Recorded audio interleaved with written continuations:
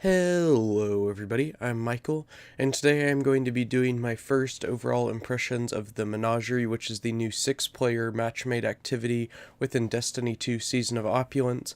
I've been really enjoying this activity. It is a semi-raid-like activity where you have a lot of mechanics that go into every encounter. I believe that there are 7 encounters, and I'm not sure if that is including the beginning lamp lighting section, which you are seeing right now. But this is a really cool event to me, or an activity. It's fairly easy to do if you squad up with a few friends, but even with random people just match made in, it is also fairly easy to do.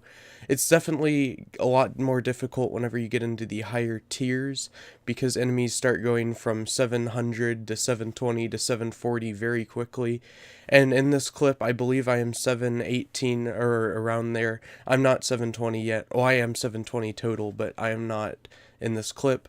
So the 740 enemies definitely hit for a lot of damage here. But I am really just been enjoying this activity because there's so many mechanics that remind me of old raids. We have the lamp lighting, which is just a lot like a couple of the other raids and stuff. We have little orbs that you have to dunk. This and the Mockery are fairly similar. It's just in the Mockery you have to dunk in some kind of little hive summoning areas instead of these big kind of Chalice fire pools. I really like the Arcborn event because that allows you to kind of do the Wrath of the Machine light gathering, like from the opening of Wrath of the Machine, which I really enjoyed. Wrath of the Machine has always been one of my favorite raids, and I'm very glad that they brought back a mechanic from that. I really do also enjoy the Crystals event. That is a lot like the Eater of Worlds raid, and the opening, the boss, and the actual boss fight itself, because you have to get those craniums. I have no doubt that whenever we get the Heroic Menagerie in a few weeks, that there will be different element craniums and different element crystals. Right now we only have Void, and I assume that might be because it is Void Burn this week, but I'm also not sure because we haven't seen any other weeks, so if that updates, I'll definitely let you guys know and see if it's updating and changing elements. But overall, this is just a great activity in my opinion. I think that there's great possibilities for farming here. There, as of now, is a glitch, which I will show in a little bit, where you're able to essentially get 6, maybe even 7 if you're fast enough, loot chests at the end of this activity. You're normally supposed to be able to get 1, but Bungie has definitely made it fairly easy to get more than that. And it's not even a very difficult way to kind of glitch it or cheese it, if you want to say that, because Bungie definitely, I'm sure, knows about it by this point, and they've definitely had this problem with encounters in the past. Even starting back in Destiny 1, right before the House of Wolves launch, there were these keys that you could farm during public events on Venus that would allow you to open the chests at the beginning or at the end of the Prison of Elders activity, and you were able to zone out of the public event space after you'd completed it, and then you'd be able to open the chest again and again. You also could do that during the faction rallies in Destiny 2 Year 1, where we had the public event farming with the different kind of lost sectors that you could do that would give you the faction coins that you needed to level up. But Bungie definitely knows that this is possible. I'm sure that they allowed this just because it makes looting a lot easier. I've gotten really lucky and gotten a lot of the beloved sniper rifle, which is the new Season of Opulence LDR equivalent from Destiny 1. Definitely a fan favorite weapon from Destiny 1, and I'm glad that they brought it back.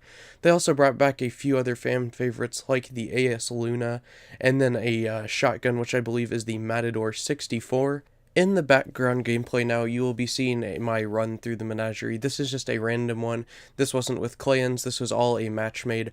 I luckily got a few people that were fairly highlight. We had a 720 and a few mid to high 710s, so it made it a lot easier to get through some of these more difficult encounters. We ended up doing the crystals flawlessly. The only reason I didn't get the Triumph here was because I previously got it with my clan.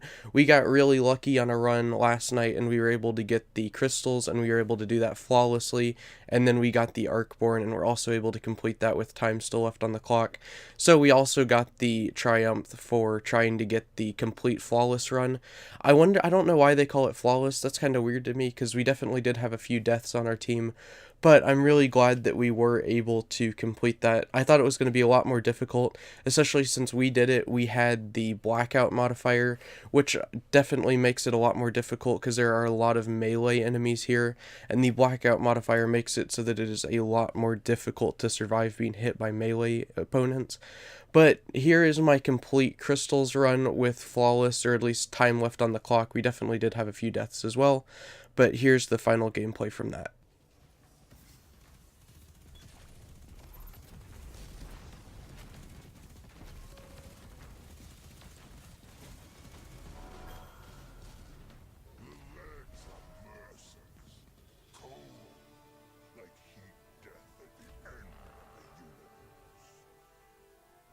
So here we are at the final boss fight. Between the crystals and the boss fight, there wasn't a whole lot that happens that was too exciting.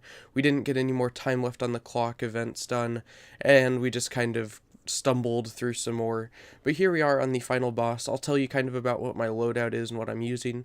So here I am a warlock using Lunafaction boots with the Well of Radiance super. My primary is the Outbreak Perfected. My secondary, as you might have seen, was the Recluse, and my heavy is the Hammerhead. I don't use that a whole lot. More than anything, I just use that to break Minotaur shields if I'm out of ammo on the Recluse. But I've been really enjoying this loadout because it definitely helps out the team a lot because nobody has to reload and you can do a whole lot more damage to the bosses. The main reason that I included this final clip in here is just showing you guys how to do the chest cheese for the Menagerie. It's fairly simple to do. All you need to do is slot a rune into the first slot. It doesn't matter what rune, you can slot runes into all the slots if you like, but you only need to have one in the first. So you open the chest just like normal, but you follow my path here, and you go to the zone where it pops up and it says the Menagerie on the bottom left of your screen.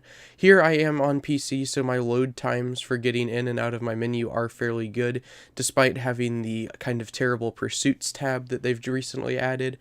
But I'm sure on console you can still do pretty well at this. So you need to slot another rune in after you get to the Menagerie. It doesn't really matter where you slot the rune, I just find that's the easiest place to do it, so I never forget to do it. And then all you have to do is run back to the chest, and then you're able to open the chest again.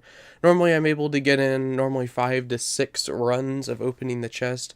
Obviously the big problem here is that you do not get runes from completing the Menagerie, and you're using 5 or 6 each time. So after maybe 3 or 4 runs through the Menagerie, I always need to go back to Crucible is what I've been doing to farm the runes. I've just found Crucible to be the easiest way to farm for them so that I can open as many of these chests as possible, because once you go and buy one of the rune finders from Warner on the barge in Nessus, you are able to have a 4-hour buff that increases your chances of finding a rune, and most of the time in Crucible you have at least 11 other people in there with you, so that you're able to find a lot of them, because if your other team members, and even the enemies, I believe, they count if they have a rune finder equipped, and sometimes I'll get maybe 2, even 3 runes per game, and this just allows me to continue this farming method.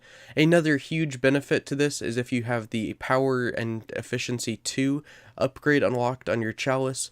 This allows you to get Imperials randomly from completing activities in these playlist activities, and also completing the Menagerie and opening the final chest.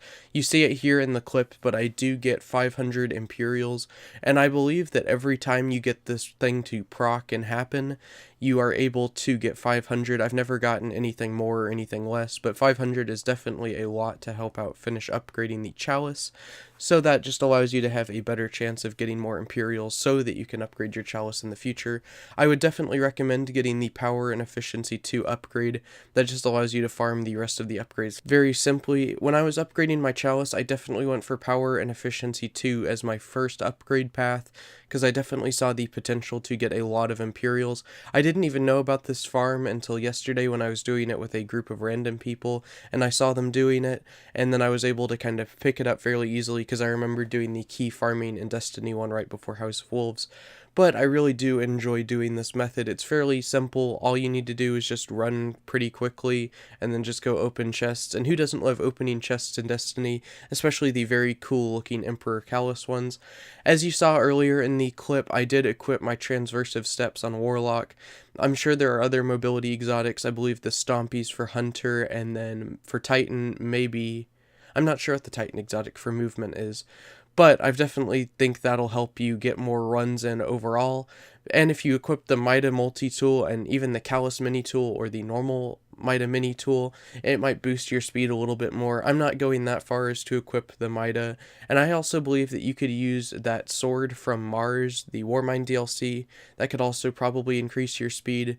But I think doing 5 or 6 runs each time is fairly good for me. That's all I really need.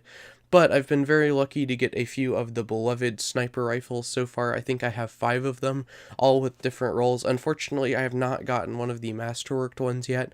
I'm not sure if you can get a masterwork from this. I've not seen any masterwork of any weapon drop, but then again, the masterworks are fairly rare, so I'll definitely let you guys know if I find any masterworks. But for now, I'm just going to be continuing this farm because I really want some more of these Imperials so that I'm able to get more of the rune slots. I finally got the rune compatibility 1 upgrade, so I'm now getting red runes, which I'm fairly certain allow you to guarantee a beloved by putting in a jubilation rune in slot 1 and then any red rune in slot 2.